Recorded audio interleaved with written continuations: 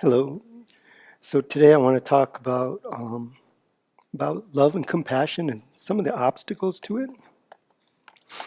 So in Buddhism, love and compassion have some distinct definitions, and I really like that. I find it helpful because in our society, um, the word love can mean a lot of things. From I really love your nails to I love ice cream to I love my mother.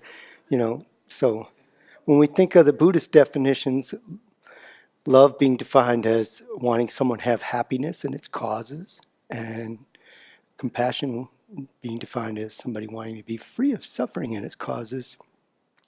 We can see that we all have some level of this going on, although in an impure and limited way. So is there anybody in this room that has never had a moment where they felt they wanted someone to be free of suffering or want someone to be happy? Yeah, I think we all have this going on. But we're so used to attachment being called love that we expect this love to have a sticky feeling. So sometimes I think we don't recognize to what degree we do have this seed of love and compassion in us, that we do want others to be happy and be free of suffering. So part of our practice is to purify and expand these, to make our love and compassion expansive to all beings. And so, what are the impurities to our love and compassion?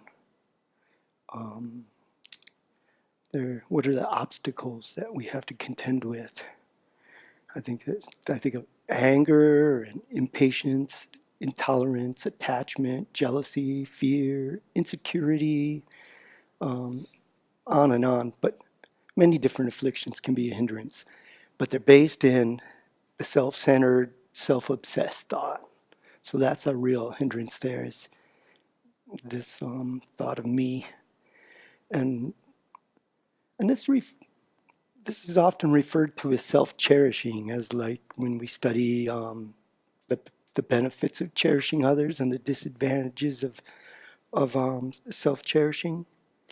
But this can be confusing because we have to differentiate between this toxic form of self-concern and a healthy, beneficial sense of self-concern.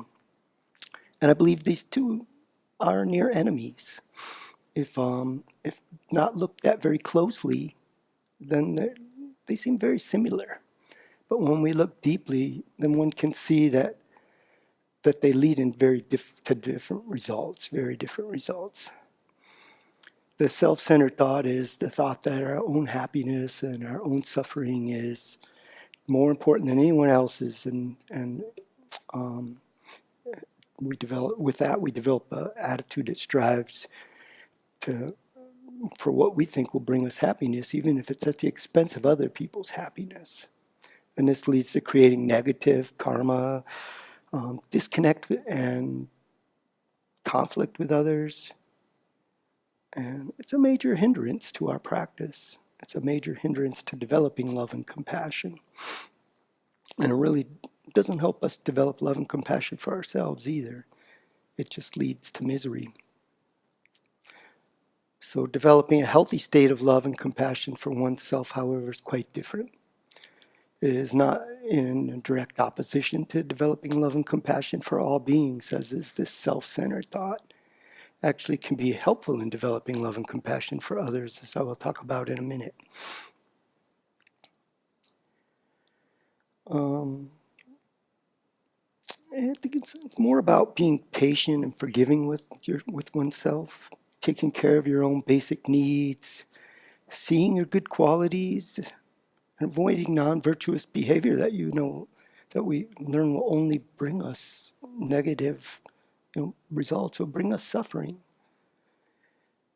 And this is an attitude that wants happiness and for oneself and to be free of suffering, but it's not with a me first and at the expense of others kind of attitude. I think it's very important for us to be aware of, appreciate, and rejoice in our good qualities, our virtuous actions, and the effort we put into working on ourselves and doing our Dharma practice. And without this, I don't believe that we'll be able to really have the enough self-esteem to look at our afflictions without being plunged into self-hatred. Because if we don't have this some appreciation for our good qualities, we just we have nothing to buoy us up when we look at our negativities. And some of our defensiveness is rooted in this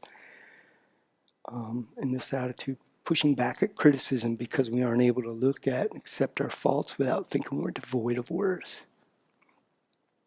And this tendency to fall into self-depreciation is why I started this talk with pointing out that we all have some level of love and compassion. We have the seeds of this within us. We also have the seeds of Buddhahood, which is we have, the Buddha nature, which is a very good thing to remember. So we receive teachings on cherishing, the benefits of cherishing others. And then we think we should be able to transform our mind and our actions overnight. And then when it doesn't happen that way, we're disappointed in ourselves. But really, it takes time and effort to overcome our obstacles and to cultivate strong love and compassion. It takes a lot of time and effort. And it also takes patience and encouragement. And I think when we look at our own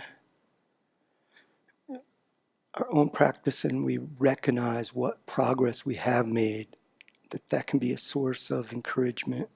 And also when we're around people who have practiced for a long time and who have developed love and compassion through practicing, then we gain more confidence in the teachings, and that can be a very good encouragement for our practice. And I'm not trying to pass off the impure and limited forms of or moments of altruism that we may have as something to be complacent with, but they are something to recognize and to work with. And we start where we are and we progress from there. So developing an acceptance of ourselves in this way and seeing our good qualities and our negativities realistically, and recognizing that we are suffering under the control of afflictions, we can develop compassion for ourselves and others. And I think that makes it easier for us to be able to develop love and compassion for others and not get hung up on their imperfections or what we expect from them or how they relate to us. And then, others are so much like us, basically the same when we look behind the superficial appearance. By contemplating and meditating on the first noble truth, the truth of dukkha, the suffering of cyclic existence, we can develop disillusionment with cyclic existence and develop the determination to be free. The determination for liberation. And I like this termination rather than the term renunciation. It expresses it a lot better what we want to mean by that. In fact, I think they're different things. So really, I think that renunciation can arise from a strong determination. When we have this determination to be liberated, then we renounce the causes of suffering. And this determination to be free from samsara is this it's a high level of compassion for ourselves. And it's a prerequisite for bodhicitta. So we have to have the realization that samsara is unsatisfactory and full of suffering, and recognize the dire need to be liberated before we can extend that to become the great resolve to remove the suffering of all beings. If we don't develop a kind and compassionate attitude towards ourselves, not a selfish or defensive attitude, but a healthy love and concern, we won't be able to develop it towards others. And there are many things that are important in a Buddhist practice. Generosity, ethics, fortitude, effort, a lot of effort, meditation, study, reflection. But it is equally important to be patient, kind, and accepting of ourselves as we practice these, and to be patient and kind to others and accepting of others. His Holiness is often quoted as saying, "My religion is simple. My religion is kindness." If we can practice this towards ourselves and towards others, the rest of our practice will benefit from it. And if not, well, then be patient with yourself and as best you can and keep trying. There's nothing that does not get easier with practice.